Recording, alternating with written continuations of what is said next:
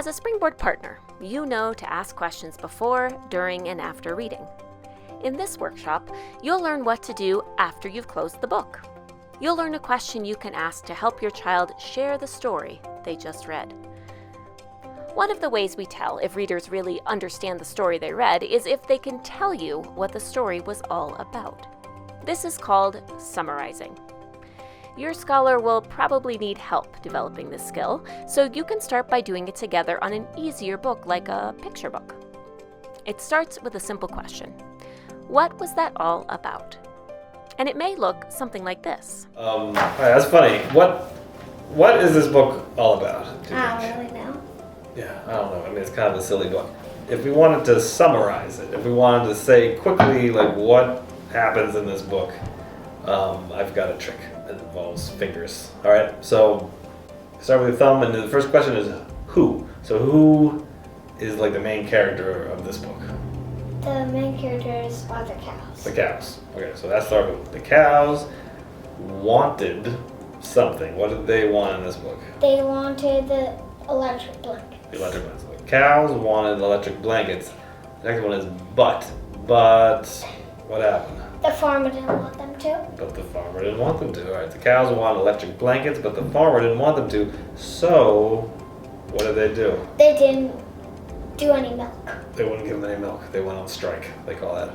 Oh. So the cows went on strike. Then, what happened? They traded in the typewriter for the electric blankets. Traded. So they got the electric blankets. The farmer got his typewriter, and everybody was happy. Children often have trouble with this, but being able to give the big picture of a story is an important skill.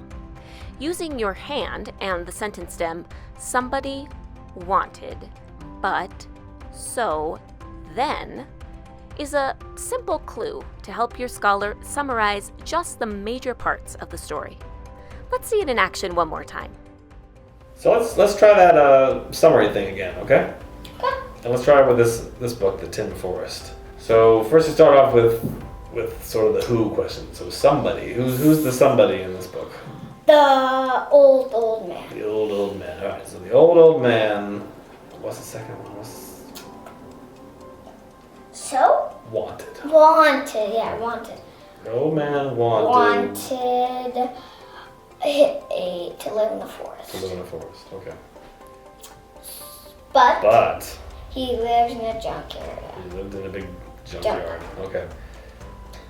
So he made a tin forest. He made the forest out of tin. Then real animals came and it turned to a real forest. That's a great summary.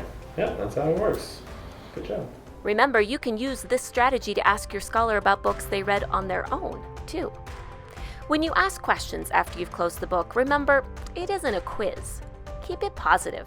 You're asking your child to share the story with you, not grilling them on details. We don't read because we have to. We read because we like to go on an adventure or get a glimpse of a life completely different than our own. And we like to share these stories and what we've learned with each other. You can model this by reading something yourself and then sharing that story with your child. By sharing a story together, you and your child can make reading memories to last a lifetime.